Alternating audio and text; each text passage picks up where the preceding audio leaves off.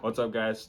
Tyler from RC Madness. Got my buddy Tyler here. We're doing a highlight on a very cool, very innovative and iconic truck. Been around forever. So Tyler, what did you bring for me today? Well, it's a truck that almost needs no introduction. And this is out of the Chris Marcy RC Madness Museum. It was collecting dust until we decided to shoot this video and blew it off. But this is, for those of you who have been in the hobby only about 10, maybe 20 years, this is a Tamiya Blackfoot. This is the truck that for most people got them into the hobby in the 80s, early 90s. This is a 1986, and this is an original. It has the Ford markings on the grill and on the tailgate. This is the real deal.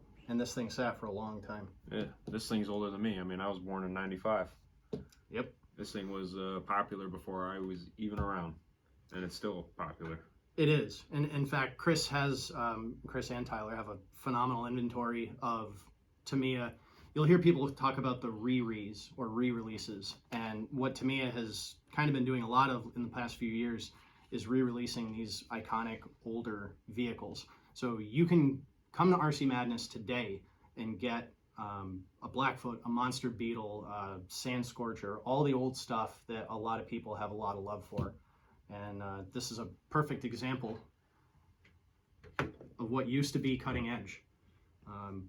No aluminum, no composites, no crazy materials. This thing is all plastic with the exception of like the screws and the springs.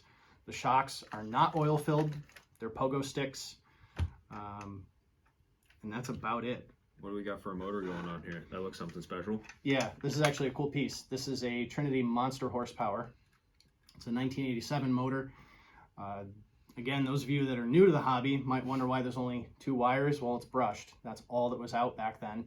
And on top of that, you might notice this little ceramic resistor with a little guard over it.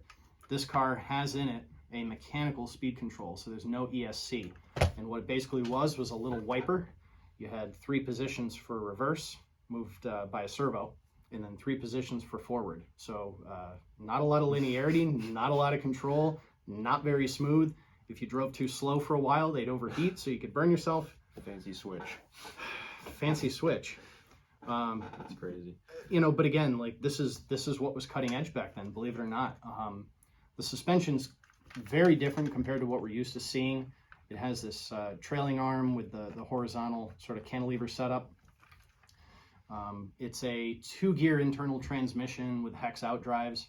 This one is particularly smooth because it has an upgraded ball differential in it. They came with gear diffs that were good for a few battery packs, and that was it, literally. The ball diffs were made by a company called Thorpe, and for between 50 and 100 bucks, you could upgrade either the diff alone or the whole transmission or all the way to the out drives with dog bones. And that was when you could start putting some decent horsepower into it. This one's got all the dog bones and everything in it? No, I think this is actually the original hex drives. Oh, okay. So it's got the dust covers, the boots on. Yeah, they cool. came with rubber boots and all kinds of stuff. It's just such a cool truck. It's so iconic. And of course, you know, Tamiya was known for their hard bodies. So these were bodies you would paint from the outside, you know, like a lot of the crawlers today that guys love. You know, you could hand paint some of the details and the accents. Yeah, pretty awesome looking body. Tamiya's still killing it with the bodies and the decals. Yeah. I mean, half their car builds is doing the body, as you would know. Yeah, for sure. And I've done, so there's other restos that Chris has in his little inventory that's building up that I've done for him. So probably highlight those if there's interest in that. And I have a whole collection at home because I have a soft spot for all these old cars. Oh, yeah. Anyway, very cool truck. We will be doing more vintage. We have more, obviously, restored vintage trucks. We figured we'd start out with the iconic Blackfoot because it's so well known. Tyler being the Tamiya resident restoration expert. So I will link whatever we have for current re-release kits in stock. And comment if you got any questions or anything like that. Tyler help you out if you're looking, maybe if you're looking for something like that.